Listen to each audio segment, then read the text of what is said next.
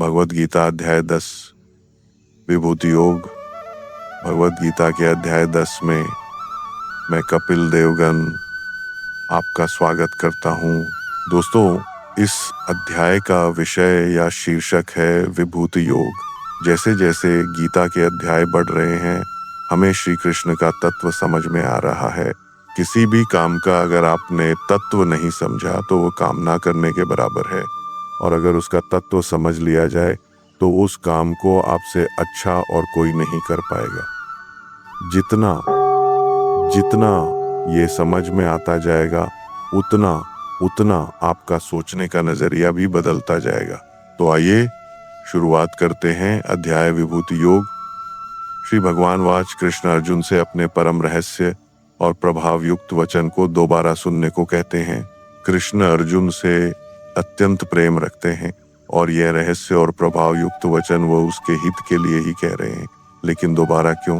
दोस्तों, परीक्षा से पहले अभ्यास के समय हर बात एक बार में समझ आ जाए ये जरूरी नहीं। बार बार एक ही बात को सुनकर उसे समझना पड़ता है। और फिर ये तो श्री कृष्ण के वचन है, जिनसे बड़ा ज्ञान कोई है ही नहीं, तो इन बातों को तो दोबारा सुनना ही पड़ेगा। जब आप कृष्ण की शरण में आ जाते हैं तो फिर आप उनकी जिम्मेदारी हो जाते हैं। जब तक अर्जुन को समझ नहीं आया तब तक प्रभु ज्ञान देते रहेंगे। कृष्ण के पैदा होने को न देवता लोग जानते हैं और न महर्षि जन, और इसके पीछे वजह है कृष्ण सब प्रकार से देवताओं का और महर्षियों के भी आदि कारण है। कृष्ण का कहना है जन्म कर्म च मे दिव्यन, अर्थात कृष्ण का जन्म और कर्म अलौकिक है, हमारी इन साधारण आंखों से नहीं देखा जा सकता। यही वजह है कि देवता और महर्षि भी कृष्ण की उत्पत्ति को, कृष्ण के प्रकट होने को, कृष्ण के देव भाव को, उनके परम तत्व को समझ नहीं सकते। कृष्ण तो उनके भी आदि कारण हैं। कृष्ण अजन्मा है, यानी जन्म से रहित अनादि हैं। अनादि उसको कहते हैं जो आदि रहित हो एवं सबका कारण हो, और जो ये बात जानता है कि कृष्ण ही लोगों का महान ईश्वर तत्व है, वह मनुष्य संपूर्ण पापों से मुक्त हो जाता है और पुनर्जन्म को प्राप्त नहीं होता। कृष्ण यहाँ पर कुछ अपनी ही बताई बातों को दोहरा रहे हैं, दोबारा बता रहे हैं, ताकि समझने में कोई चूक ना हो। वह चाहते हैं कि हर कोई उनके ईश्वर तत्व को समझे, ये जाने कि आखिर कैसे पूरे संसार में जीव और निर्जीव में श्री कृष्ण की ही छवि है। जीवन में हर स्थिति अपने साथ एक नया ही भाव लेके आती है। जैसी सिचुएशन होती है ना दोस्तों, उसी तरह की फीलिंग हमारे अंदर आती है। इन सब भावों के बारे में बताते हुए कृष्ण कहते हैं निश्चय करने की शक्ति, यथार्थ ज्ञान, असमूढ़ता, क्षमा, सत्य, इंद्रियों का वश में करना, मन का निग्रह तथा सुख दुख, उत्पत्ति प्रलय और भय अभय तथा अहिंसा, समता, संतोष, तप, इंद्रिय आदि को तपाकर जब शुद्ध किया जाता है तो उसे ही तप कहते हैं। दान, कीर्ति और अपकीर्ति, ऐसे ये प्राणियों के जितने भी भाव हैं ये मुझसे ही होते हैं, यानी हमारे हर भाव के कारण कृष्ण ही है। हम सबके होने से पहले दुनिया में कुछ और था। उसी को बताते हुए कृष्ण कहते हैं वह थे 7 महर्षि जन। इन 7 महर्षि जन से भी पहले थे 4 सनकादि, अर्थात मन, बुद्धि, चित्त और अहंकार, स्वयंभू आदि मनु। ये सब के सब कृष्ण के संकल्प से ही उत्पन्न हुए। कृष्ण की ही प्रेरणा से यह सब पैदा हुआ। इन्हीं सब की संसार में हम सब संपूर्ण प्रजा हैं। हमारे आने से पहले ये सब थे और इनकी होने की वजह थे कृष्ण। जब कुछ भी नहीं था तब कृष्ण थे। जब कुछ नहीं रहेगा तब दोबारा सब कुछ की उत्पत्ति के लिए भी कृष्ण ही होंगे। दोस्तों, क्यों है यह दुनिया, कैसे बनी यह दुनिया, ये सबसे स्वाभाविक सवाल हैं जो सोचने वाले के मन में आते ही हैं। इसी के लिए कृष्ण कहते हैं जो पुरुष उनके इस परम ईश्वरीय रूप विभूति को और योग शक्ति को तत्व से जानता है वह सबसे बड़ा ज्ञानी है। लेकिन ये योग शक्ति तत्व आखिर है क्या? जो कुछ है वह सिर्फ दृश्य मात्र संसार है। सब भगवान की माया है और एक कृष्ण ही सर्वत्र परिपूर्ण है जो हर किसी में है। बस ये जानना ही तत्व को जानना है दोस्तों। जो पुरुष इस तत्व को समझ जाता है वह निश्चल भक्ति योग से युक्त हो जाता है। इस जगत में जो हम देखते हैं, जो सुनते हैं, जो ग्रहण करते हैं, उससे हमारे मन में कुछ भाव पैदा होते हैं। लेकिन कहाँ से आते हैं ये भाव, कभी सोचा है या आपने? कुछ पाने का, कुछ छोड़ने का मन करता है।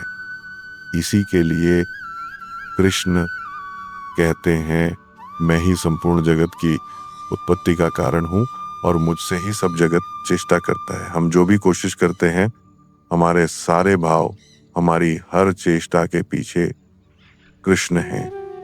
तो दोस्तों जरा सोचिए, जब आप श्रद्धा और भक्ति से बुद्धिमान बनकर उस परमेश्वर को निरंतर भजेंगे तो कैसे भाव आएंगे आपके मन में।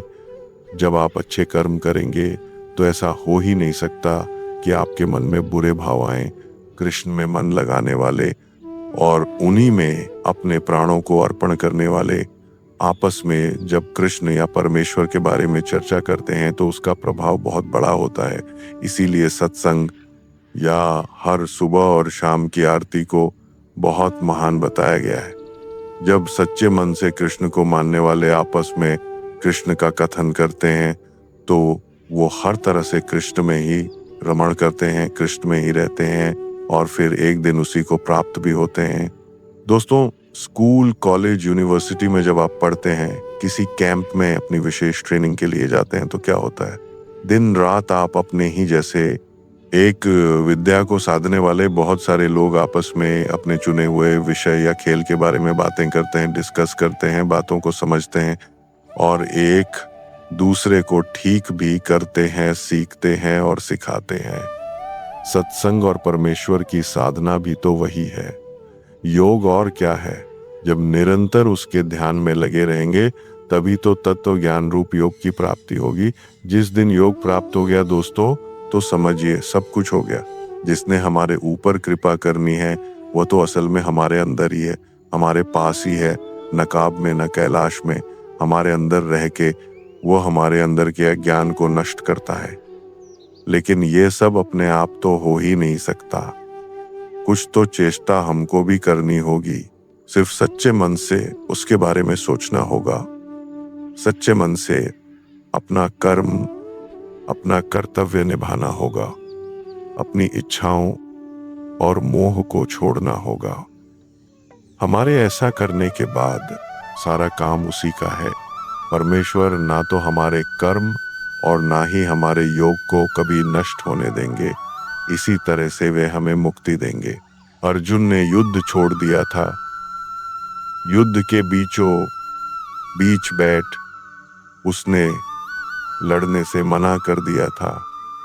इसीलिए कृष्ण ने उसे ज्ञान देना शुरू किया था। ऐसा लगता है कि शायद अब उसे कृष्ण का ज्ञान और उनका स्वरूप समझ में आ रहा है। समय लगता है दोस्तों, लेकिन अगर आप अपने सारथी, अपने मार्गदर्शक, अपने गुरु की बातें ध्यान से सुने तो ज्ञान अवश्य ही प्राप्त होता है। अर्जुन कृष्ण को परम ब्रह्म, परम धाम और परम पवित्र बताते हुए कहते हैं, आपको सब श्रीगण, सनातन, दिव्य पुरुष एवं देवों का भी आदि देव, अजन्मा और सर्वव्यापी कहते हैं। वैसे ही देवर्षि नारद, असित, देवलषि तथा महर्षि व्यास भी कहते हैं। अर्जुन को अब जब कृष्ण का असली रूप समझ में आ रहा है तो वह उन्हीं बातों को दोहरा रहा है जो कृष्ण ने कही थी। अभ्यास का दोहराना लेसन सीखने की एक बहुत बड़ी क्रिया है ना। याद करिए वो दिन जब परीक्षा से पहले न जाने कितनी बार दोहरा के आप ये सुनिश्चित करते थे कि परीक्षा के दिन आपको सब कुछ भली भांति याद हो।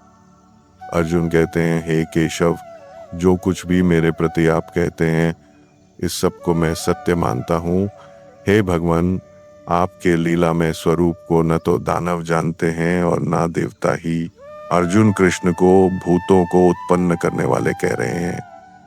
भूत अर्थात जो भी हमें दिखता है, ये सारी दुनिया, ये सब उसी की सृष्टि है। वही इन भूतों का ईश्वर है। अर्जुन आगे कहते हैं, हे देवों के देव, हे जगत के स्वामी, हे पुरुषोत्तम, आप स्वयं ही अपने से अपने को जानते हैं। दोस्तों, इस बात को दोबारा सुनिए, आप स्वयं ही अपने से अपने को जानते हैं। क्या मतलब हुआ इसका? कृष्ण हमारे अंदर होते हैं और हमारे अंदर रहते हुए ही वो हमारे अंदर वो भाव जगाते हैं जिससे हम कृष्ण के असली रूप को जान सकें। तो ये तो वही बात हुई कि अपने से अपने को जानना, है ना। ज्ञान का मार्ग आसान नहीं है। जो जानना चाहता है वह कभी रुकता नहीं, उसे और जानना होता है। ऐसे ही अर्जुन के साथ भी हो रहा था। कृष्ण के स्वरूप का ज्ञान अभी अर्जुन के लिए बाकी था। उसका संशय खत्म होना शुरू हुआ था, लेकिन पूरी तरह से खत्म नहीं हुआ। इसीलिए वह कृष्ण से कहते हैं, आप ही अपनी उन दिव्य विभूतियों को संपूर्णता से कहने में समर्थ हैं।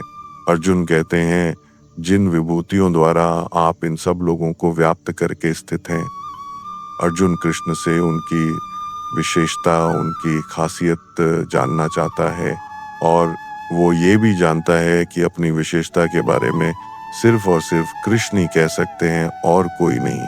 अर्जुन अपने सवाल को बढ़ाते हुए पूछ रहा है कि वह किस प्रकार निरंतर चिंतन करता हुआ कृष्ण को जाने और किन किन भावों से कृष्ण उसके द्वारा चिंतन करने योग्य हैं।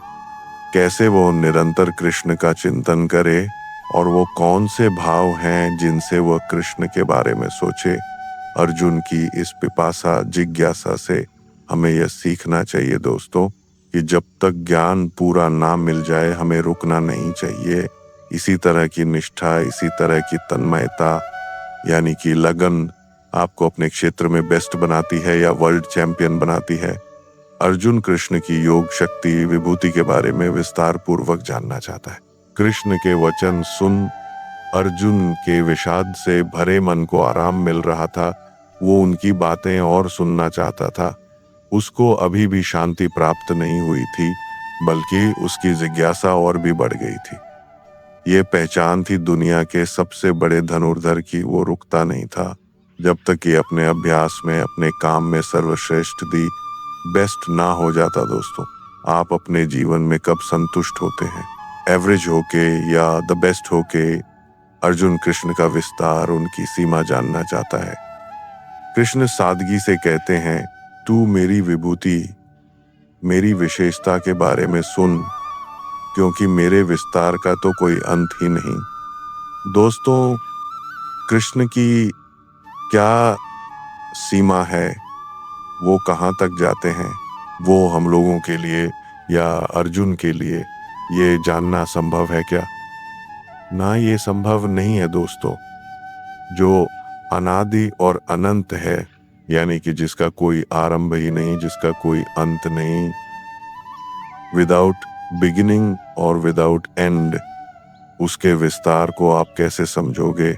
हाँ, लेकिन जरूरी है कृष्ण के स्वरूप को समझना, और वही बात स्वयं कृष्ण समझा रहे हैं। कृष्ण कहते हैं, हे अर्जुन, मैं सब भूतों के हृदय में स्थित सबकी आत्मा हूँ तथा संपूर्ण भूतों का आदि, मध्य और अंत भी मैं ही हूँ। हमारे अंदर जो आत्मा स्थित है, जिससे हमको मिलना है, जिसको हमें जानना है, वो कृष्ण ही है। हमारी शुरुआत, मध्य और आखिरी पड़ाव भी कृष्ण ही है। कई बार जब हम कुछ करते हैं तो अंदर से आवाज आती है कि ये सही है या ये गलत है। कौन होता है वो जो आपको ये बताता है? हमारी अंतरात्मा यानी कृष्ण, जो अपने अंदर की इस आवाज को निरंतर सुनने लगते हैं। उनकी गट फीलिंग कभी गलत नहीं होती दोस्तों। कृष्ण आगे कहते हैं, अदिति श्री कश्यप की पत्नी थी, उनके पुत्र थे जिन्हें देवता भी कहा जाता है। कृष्ण कहते हैं कि अदिति के पुत्रों में वो विष्णु हैं। जितनी भी ज्योतियां हैं उनमें कृष्ण किरणों वाले सूर्य हैं। कृष्ण वायु देवताओं का तेज हैं और नक्षत्रों का अधिपति चंद्रमा भी कृष्ण है। यहाँ पर कृष्ण अपनी महिमा, अपने विराट स्वरूप को समझा रहे हैं। सिर्फ बातों की परिभाषा ना समझिए दोस्तों, उनमें छुपा तत्व, उसके अंदर की गहरी बात को समझिए। जितनी भी ज्योतियां हैं उनमें जो सूर्य है वो कृष्ण है। क्या आप और किसी ज्योति को जानते हैं जो सूर्य से अधिक तेज हो? कृष्ण अपने को वेदों में सामवेद बताते हैं। चारों वेदों में कृष्ण ने खुद को सामवेद बताया है। जितने भी देव हैं उनमें वो इंद्र हैं। हमारी जो 5 इंद्रियां हैं उनमें कृष्ण मन है। मन को जीत लेने पर इंद्रियों को वश में करना मुश्किल नहीं होता। इसीलिए कृष्ण हमेशा मन पर विजय पाने की बात करते हैं। और जितने भी प्राणियों की चेतना है, यानी कि उनकी जीवन शक्ति, वो शक्ति जो उनमें संचार करती है, जिसकी वजह से हम सारे प्राणी जिंदा हैं, वो चेतना कृष्ण ही है। जब हमारे प्राण निकल जाते हैं, हमारी चेतना चली जाती है, तो समझिए कि हम में से कृष्ण निकल गए। कृष्ण कहते हैं वेद में रुद्र को बलवानों में सबसे अधिक बलवान कहा गया है। ऐसे 11 रुद्र होते हैं। कृष्ण कहते हैं मैं 11 रुद्रों में शंकर हूँ। रुद्र देवता को, दुष्टों को दंड देने वाला, रोगों का निवारण करने वाला, महावीर और सभा का अध्यक्ष कहा गया है। ऐसे रुद्रों में कृष्ण शंकर हैं। और यक्ष तथा राक्षसों में कृष्ण ने अपने आप को धन का स्वामी कुबेर कहा है। 8 वसुओं में कृष्ण अग्नि है। और शिखर वाले पर्वतों में जो सुमेरु पर्वत है वो कृष्ण ही है। किसी भी वस्तु या प्राण की जो परिपक्वता है वो कृष्ण है। पुरोहित यानी कि धार्मिक कृत्य करने वाला कृष्ण कहते हैं। पुरोहितों में मुखिया बृहस्पति मुझको ही जान, अर्थात जितने भी धार्मिक काम करने वाले पुरोहित हैं उनमें जो मुखिया हैं यानी कि बृहस्पति, वो कृष्ण है। बृहस्पति को प्रार्थना या भक्ति का स्वामी भी कहा जाता है। मतलब कि जितने भी प्रार्थना करने वाले हैं उनमें सर्वश्रेष्ठ बृहस्पति श्री कृष्ण ही है। कृष्ण आगे कहते हैं हे पार्थ, मैं सेनापतियों में स्कंद हूँ और जलाशयों में समुद्र हूँ। जितने भी पूरे विश्व में जलाशय हैं उनमें समुद्र यानी कि ओशन कृष्ण है, क्योंकि समुद्र से बड़ा जलाशय संभव नहीं है दोस्तों। 7 महर्षियों में से एक थे श्री भृगु, ज्योतिष के विद्वान, जिन्होंने भृगु संहिता की रचना भी की थी। कृष्ण कहते हैं महर्षियों में मैं भृगु हूँ। ऐसा कहा जाता है कि भृगु ब्रह्मा के मानस पुत्र थे, अर्थात माइंड बॉर्न। वो पुत्र जो ब्रह्मा के मानस से निकले थे। भृगु ऋषि के वंशजों को ही भार्गव भी कहा जाता है। इसके आगे कृष्ण कहते हैं शब्दों में एक अक्षर अर्थात ओंकार वही हूं मैं। ओंकार वो ब्रह्मांड विस्फोट, बिग बैंग के समय निकला आदि शब्द है। वो ओंकार कृष्ण है। सब प्रकार के यज्ञों में कृष्ण जप यज्ञ है। और स्थिर रहने वालों में हिमालय पर्वत जो हमेशा तटस्थ रहता है वो हिमालय है, और वही हिमालय कृष्ण है। जितने भी वृक्ष हैं उनमें से कृष्ण ने अपने आप को अश्वत्थ कहा है। अश्वत्थ यानी कि पीपल। पीपल की संज्ञा को खुद से कृष्ण ने इसलिए जोड़ा क्योंकि इसे वो ये समझाना चाहते हैं कि ऊपर परमात्मा जिसका मूल है और नीचे प्रकृति जिसकी शाखाएं हैं, जिसकी जड़ें ऊपर हैं और शाखाएं नीचे प्रकृति और ऊपर परमात्मा। इसीलिए सब वृक्षों में कृष्ण अपने को पीपल का वृक्ष कहते हैं। देवर्षियों में कृष्ण नारद मुनि हैं और गंधर्वों में चित्ररथ, सिद्धों में कपिल मुनि कृष्ण ही हैं। कृष्ण अपने को घोड़ों में बताते हैं अमृत के साथ उत्पन्न होने वाला उच्चैः श्रवा नामक घोड़ा। घोड़ा गति का प्रतीक है दोस्तों। आत्मा के तत्व को पकड़ने के लिए जब मन गति पकड़ता है तो वह घोड़ा है, और वह घोड़ा जो अमृत के साथ जन्मा वह श्रेष्ठ है। दुनिया में हर वस्तु नाशवान है लेकिन आत्मा अजर अमर है, यानी अमृत स्वरूप। दोस्तों, श्रेष्ठ हाथियों में कृष्ण ऐरावत नामक हाथी हैं। और मनुष्यों में जो राजा है वह कृष्ण है। हर एक अवस्था या वस्तु में जो सबसे श्रेष्ठ है वही कृष्ण है। दोस्तों, आपने बहुत बड़े बड़े वेपन्स देखे होंगे युद्धों में या फिल्म्स में। पुराने समय में एक शस्त्र होता था वज्र, जिससे बड़ा कोई शस्त्र नहीं होता था। यह वज्र दधीचि की अस्थियों से बना था, इसलिए यह श्रेष्ठ था। सब शस्त्रों में कृष्ण ही वज्र हैं। गौ में अपने आप को कृष्ण बताते हैं कामधेनु। पुरुष और नारी अगर साथ नहीं आएंगे तो यह दुनिया खत्म हो जाएगी। और जब शास्त्र द्वारा बताई गई रीति से संतान की उत्पत्ति करते हैं तो उस संतान को उत्तम बताया जाता है। शास्त्रोक्त रीति से संतान की उत्पत्ति का जो हेतु है वह कामदेव, वह भी कृष्ण है। सर्पों में सर्पराज, जी हाँ, वासुकी, वो भी कृष्ण ही है। कृष्ण कहते हैं नागों में मैं शेष नाग हूँ। शेष नाग वो नाग है जिसके 1000 फन होते हैं, इसीलिए इन्हें अनंत शेष नाग कहा जाता है। विष्णु भगवान इसी पर विराजमान होकर सोते हैं। पौराणिक कथाओं में ऐसा कहा गया है कि हमारी धरती को शेष नाग ने ही धारण किया हुआ है। जलचरों में कृष्णाधिपति वरुण देवता हैं और पितरों में अर्यमा नामक पितर हैं, तथा शासन करने वालों में यमराज मैं ही हूँ, ऐसा कृष्ण कहते हैं। जीवन के हर क्षेत्र से कोई ना कोई एक उदाहरण चुन लीजिए, उसकी विशेषता और श्रेष्ठता में आपको कृष्ण ही नजर आएंगे। यही बात हमें कृष्ण समझा रहे हैं कि वे क्या हैं। दैत्यों में कृष्ण प्रहलाद हैं। वही प्रहलाद जो हिरण्यकश्यप का पुत्र था। लाखों कोशिशों के बावजूद जिसे हिरण्यकश्यप मार नहीं पाया था। कृष्ण आगे कहते हैं कि गणना करने वालों का समय वही है। क्षण, घड़ी, दिन, पक्ष, मास आदि में जो समय है वह कृष्ण ही है। दोस्तों, जरा सोचिए, जब समय बीतता है तो क्या होता है। समय को अगर आपको डिफाइन करना हो तो क्या कर पाएंगे आप? क्या चीज है समय? हर पल, हर क्षण जो बीत रहा है, लेकिन उसे समझाना या समझना बहुत ही मुश्किल है।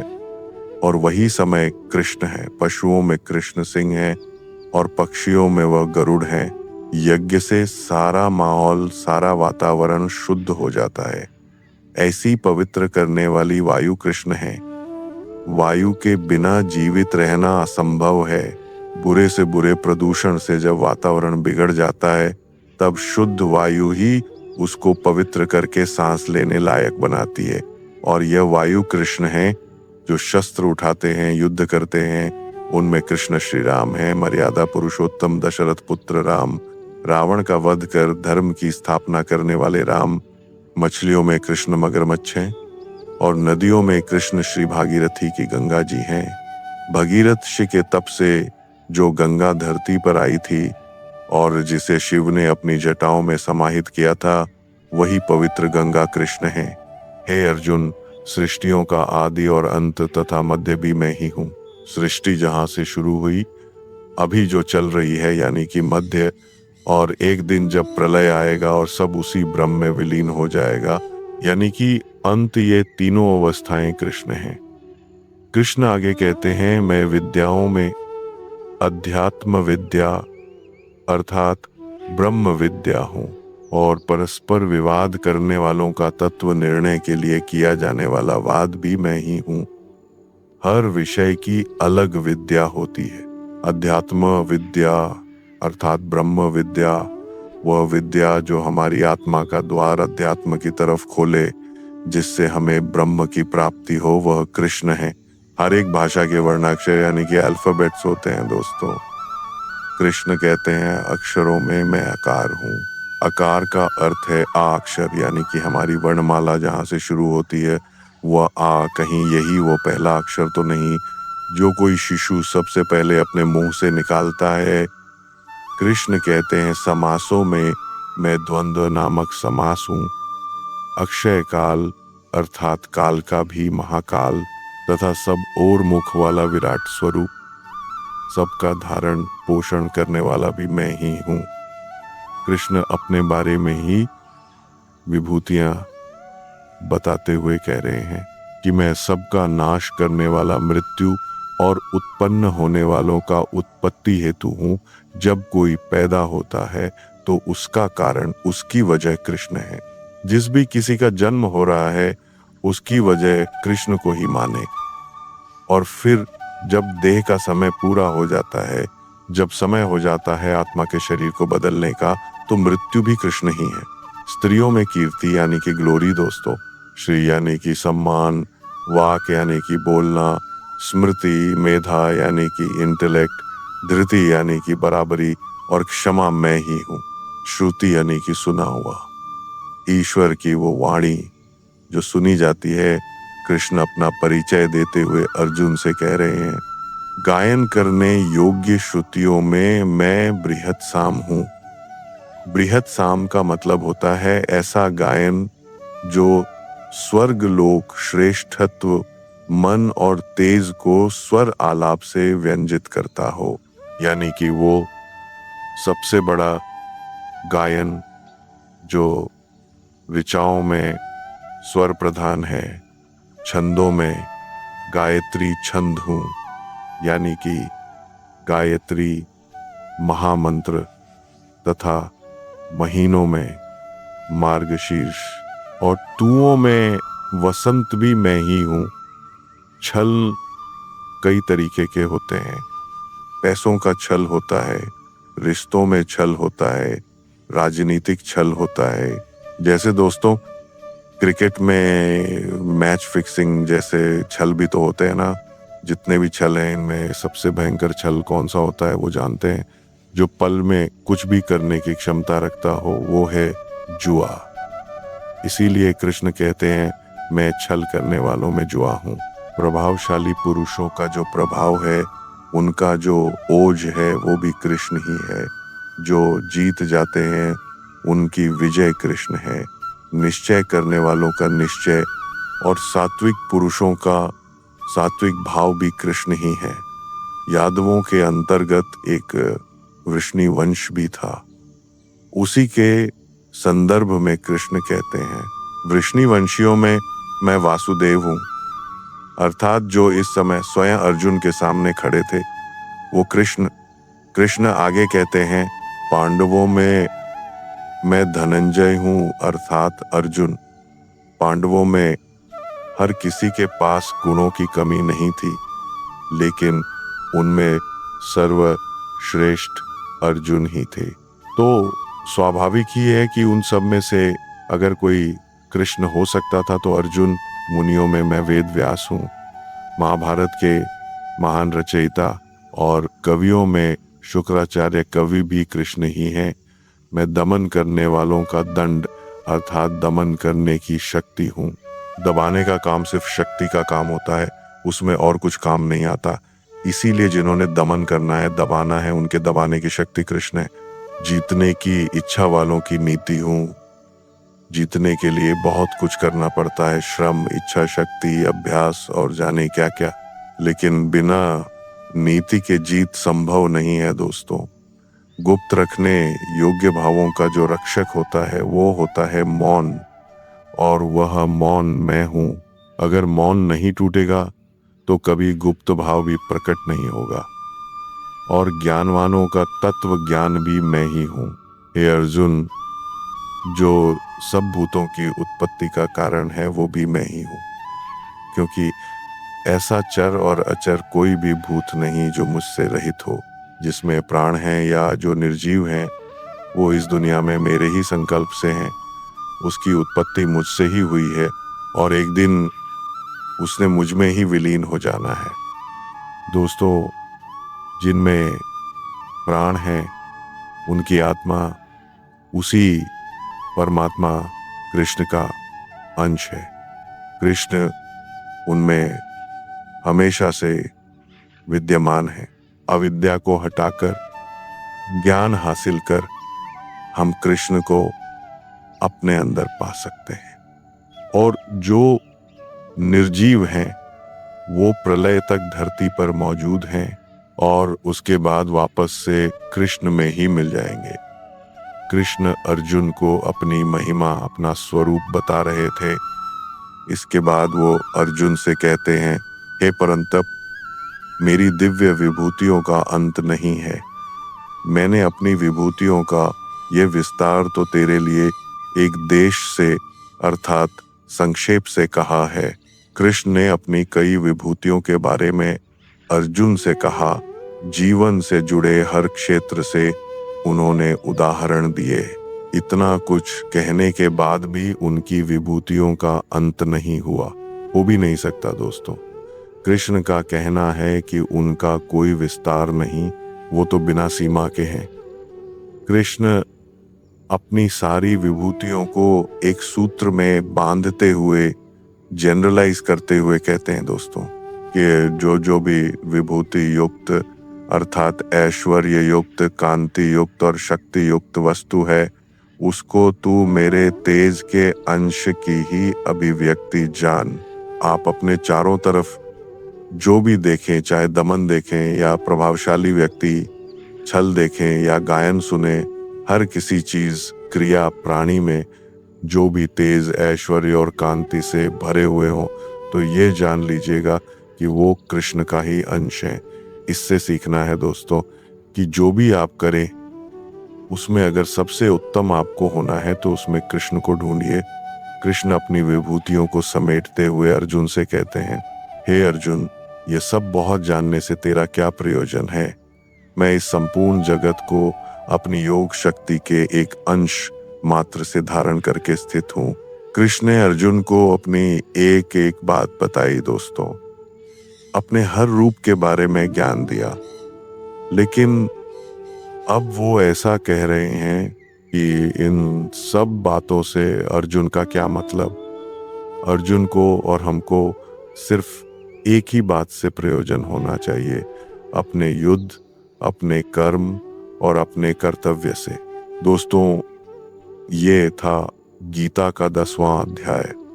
यहाँ पर हम परिचित हुए कृष्ण की विभूतियों से, कैसे हर अंश में, हर काम में, हर वस्तु में कृष्ण मौजूद हैं। बस देखने की, पहचानने की देर है कृष्ण को। आपको वे हर कहीं मिलेंगे, हर जगह मिलेंगे, हर एक में मिलेंगे। खैर, अब हम मिलेंगे 11वें अध्याय में। तब तक के लिए अपने दोस्त कपिल देवगन को आज्ञा दीजिए। जय श्री कृष्णा।